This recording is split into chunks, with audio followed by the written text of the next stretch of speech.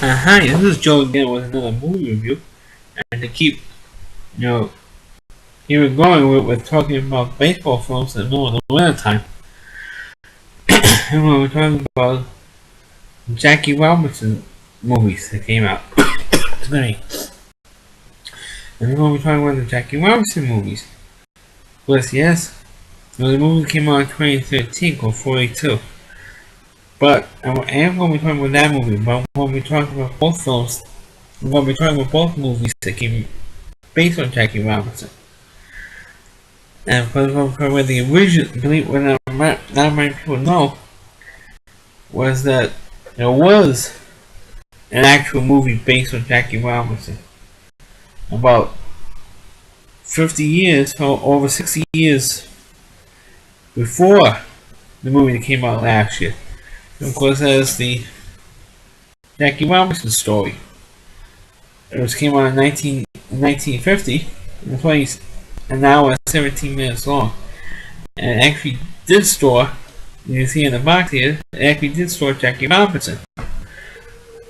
And it is one of the few baseball movies that is based on on a real person or a real event in baseball history that's actually played by the actual player.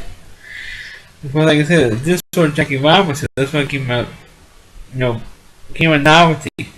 Because they have been playing baseball movies, over the years. I mean, the was going back 1942 with Fire the Yankees.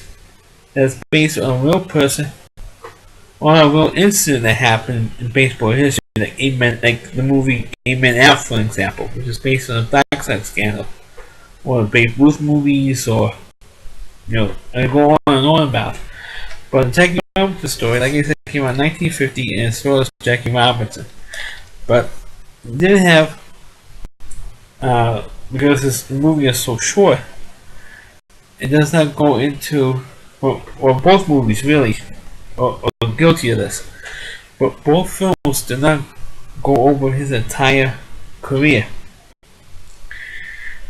And, which stinks. I mean, if you want to do it right, do it right. I don't care if it's, because they're probably more afraid that the movie will go on another hour longer than it was, 2 hours longer. Me, I don't care. If you want to get it right, get the damn story right. But like I said, the original film did start Jackie Robinson, which is a great thing. But let me put it to you this way: it's a good thing that Jackie Robinson never made his career as an actor, because he wasn't that great of an actor, even though he did play himself. And that's the only person who played himself in the 1950 movie. Everybody else was an actor. But the movie itself was, what they did with it was good. But I felt it could have been at least maybe a half hour or so longer, or 45 minutes longer, because it could have done more. Well, of course it's 1950, so it could have done.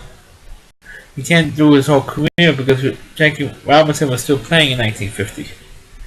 He didn't retire until after 1956, so he was still an active player. But it was a good film. It did have some humor in it. It did have some accuracy in it. Even though you didn't hear the word nigger in the film, even though it was used, it directed towards Robinson with other players, even his own teammates.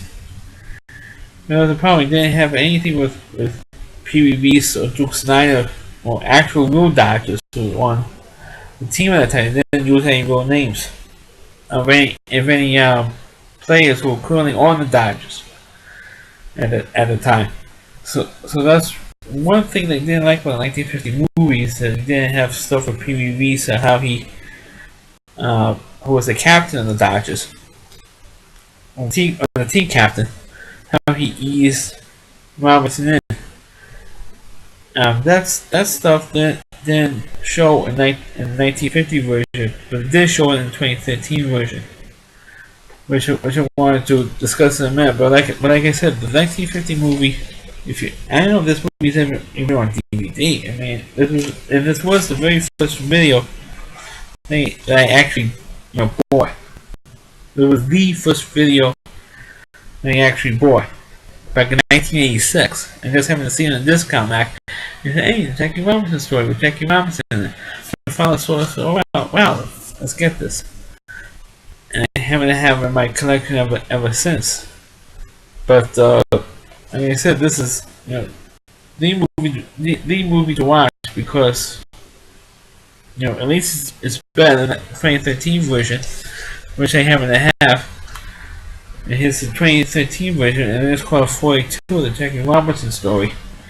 And it stars Chadwick Boseman played Robinson, and they have Harrison Ford playing Branch Rickey. So Harrison Ford is the big movie star name that's in this movie. Because you also have Chris, for your Law and Order Law and Order Special Victims Unit fans out there. You have Christopher Maloney playing Leo Durocher, who was the manager of the Dodgers. Was supposed to be the manager of the Dodgers in 47, but got suspended. And that's one of the many inaccuracies in 42. I mean, they have so many inaccuracies of what really happened. And I'm talking about like the small things. I'm not talking about like the major events. One particular event in particular, in terms of Leo Durocher managing, he did get suspended in 1947, but not for the reasons stated in the movie. In the movie, he did carry on an affair with actress Lorraine Day, and he eventually marries her. But in the movie, they asked him to stay away from the team because he was fooling around with a divorced woman, or a married woman at the time, and she was going through the process of getting divorced while she was carrying on an affair with Leo Durocher. And Leo Durocher thinks supposed to be Catholic, and the Catholic Church made a mistake. So Branch Rickey says, had to suspend him because of that. That was not the reason why Durocher got suspended. The reason why Durocher got suspended in 47 was because he was allegedly sitting around with a bunch of gamblers. He had like lunch or dinner and he was sitting around with gamblers. Because at that time they already had the rule, and you can't associate with gamblers. If you currently associate with a baseball team, you can't associate with gamblers because you could get banned for life. But since there was no proof or evidence that Durocher bet on the Dodgers, he was managing at the time, they only suspended him for a year. That's why he was suspended, not because he was fooling around with Lorraine Day. So that was, one of the many inconsistencies. Another inconsistency was when the Dodgers played in 1947. I know I'm skipping way ahead of a lot of stuff that was in the film. In 1947, when the Dodgers were playing against the Phillies, Ben Chapman, who was the manager of the Phillies then, stored on his anti-race paint, bringing Robinson mad. And of course, not only he was storing, but his whole team was storing all this racial crap against Robinson. And of course, the players, or one of the players says, "Well, why don't you pick on somebody who could fight back?" And it did show that in the film. One of the players says, "Hey, why don't you?" He actually gets out of the dugout, walks over across the field to the Phillies dugout, and says, "Why don't you?" And does it real calmly, like. Well, in reality, they yelled over it. They didn't leave the dugout. They didn't walk over from the Dodgers dugout to the Phillies dugout. They didn't do that. They said, "Hey, why don't you fight somebody? Why don't you pick on somebody who can fight back, who answer back?" Because they knew that Robinson couldn't answer back. And that's one of the things that neither film dealt with. Was that for the first 3 years that Robinson was in the major leagues, in 47, 48, and 49, he couldn't answer back. He made a promise to Branch Rickey they will not, react or fight back when somebody was trying to beat him into a fight or allows a call from an umpire. He was told not to fight back. He promised not to fight back.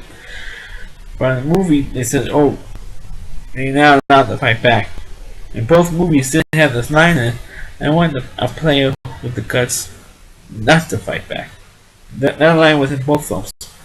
But in terms of, I was thinking a whole bunch of little itty bitty things that was not consistent enough. That's the problem with making baseball movies based on a real person or real event, because they usually change something or they don't make it accurate enough, or because of the real story was maybe not good enough or dramatic enough to put in the film, so they change it, which is completely and totally wrong to do it. And I don't care how the producers of the movie wanted it. It gotta be as accurate as possible. And there's so many other inaccuracies in movie 42, and it took this particular version took so many years to be made. And originally, Rachel Robertson gave the piece of crap, piece of human excrement, Spike Lee. I don't know how much money she gave him, but she gave him a bunch of money to make the Jackie Robinson film for the 50th anniversary, which was in 1997, of Jackie Robinson's debut in the Major Leagues. That 1997 came and went. 2007, which is the 60th anniversary, also came and went without a movie. I said, why isn't Spike Lee making this movie? And he said, oh, I don't feel like doing it. I mean, he got all this money from Rachel Robinson, now he doesn't feel like doing it, which is also in this case, because Spike Lee is a piece of crap. All he does is sit there stupid Nick games, Vaggie, Reggie Miller, or any other players. Well, anyway, the one scene that they really overdid on, it did actually happen, but they overplayed it, or they over dramatized it.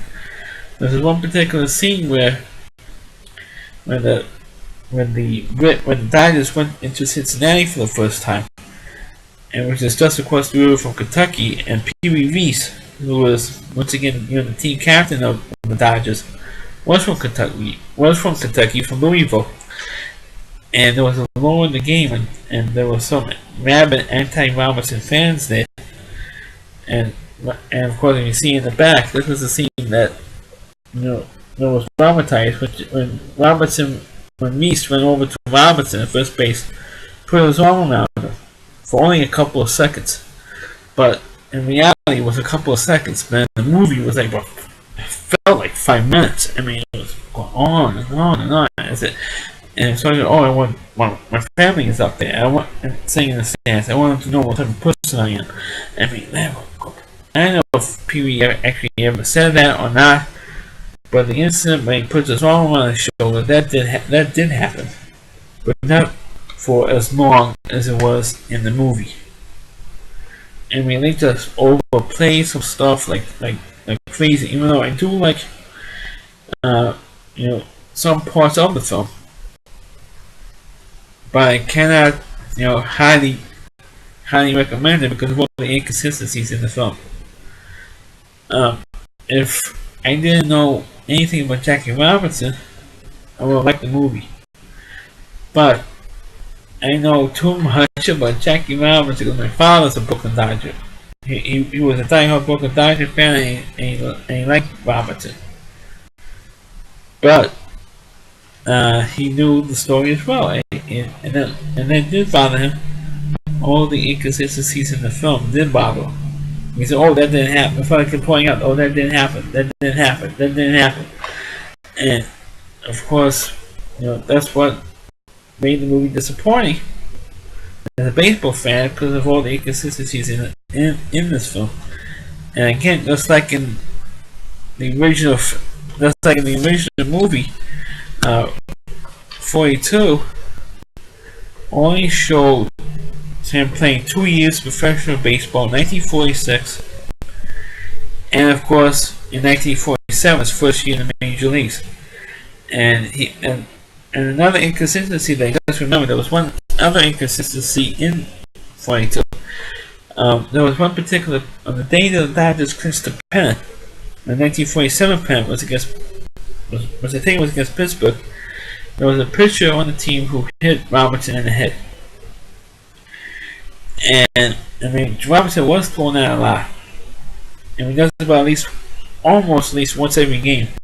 Or at least once during a particular 3-game set, he would get hit at least a couple of times a week. But there was one particular pitcher and his family, when the movie came out, this pitcher was made to be a real bad guy. Like the most racist person you could possibly think of.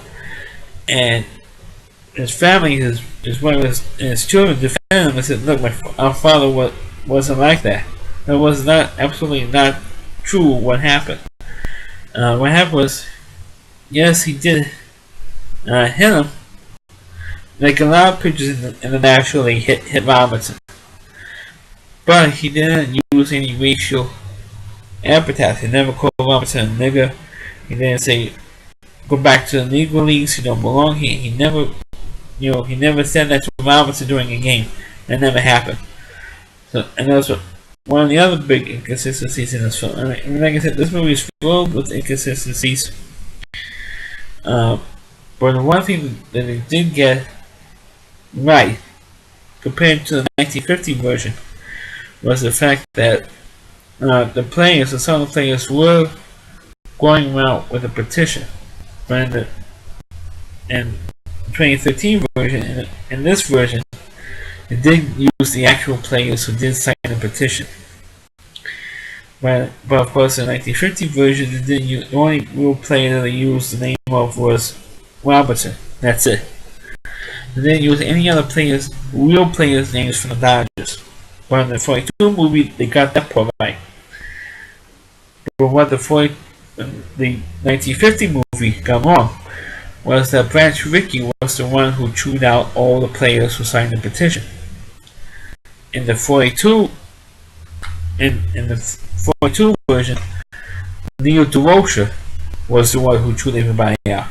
In reality, DeRocher did chew out the players who signed the petition. Pretty much saying you can take the petition and stick it up your ass. That's what he said. And tomorrow, Mr. Rickey is coming down tomorrow. And those of you who signed the petition, if those of you who signed it, if you're 100% sure that you don't want to play with Robertson, Mr. Rickey will take care of you. It means he will trade you or release you if you don't want to play with him. And he took care of that. So, and not Rickey in the movie, in the 1950 movie. But if you want to, but like I said, the movies are fine. I have any problem because I like baseball movies anyway. Because I'm a big baseball fan. As you can see behind me, I'm a huge baseball fan. But to me, I always want to have a movie, especially if it's based on somebody, to be as accurate as possible and to have as much of their careers as possible. But to have a movie that is, I think the 42 movie is like 2 hours and 6 minutes long or something like that, and to have not to go past 47 is ridiculous. And then go through after the 3 years, the 3-year promise was up, that Rickey wasn't there anymore. Okay, he maneuver now. Didn't go over how he got traded to the New York Giants of all teams. And then he decided to retire rather go to the Giants. How he got a job with Chuck Full Nuts Coffee as a vice president. How he became the first black player to be inducted into the Baseball Hall of Fame. How he did all the marches, Martin Luther King and everything else during the 60s. And of course when he died in 1972. And all that stuff beyond 1947 that Jackie Robinson did in his public life as not only as a player, but as a person. They never put in either one of the two movies, and to me, that's a disgrace. And the same thing with the Babe Ruth movies. And I never saw the original Babe Ruth movie, but I've seen the 92 film, which I might talk about. But then, when the 92 movie starting Saul Goodman as Babe Ruth, they did talk about his entire career, which was fine. But after he hit his last home run, he walked off the field, and that's pretty much where the movie ended. After he hit his last 714th home, which was the 714th home run, walks off the field, and then talk about him getting into the Hall of Fame, how he was dying of cancer. None of that stuff was in the John Goodman film. But they should have put all that stuff in this movie. So I don't care if it will be another hour long, I don't care. They should have put his entire baseball career in the movie. Well, the 1950 movie, they have an excuse because Robinson was still playing. But there was no excuse in this film not to portray his entire baseball career and his post-baseball career in this movie. There's no excuse not to put it in this film. Well, that's my review of the two films. Like I said, if you never saw the original Jackie Robinson movie, the Jackie Robinson story, please check it out. It is a good film. Kind of cheesy for today's standards, but it is a good movie, and the 42 movie is watchable, but not. I mean, it's good, but not a great film. Thank you for watching my videos. Please, click on like it later. Please comment on. Please subscribe, and please subscribe to my channel. And thank you for watching.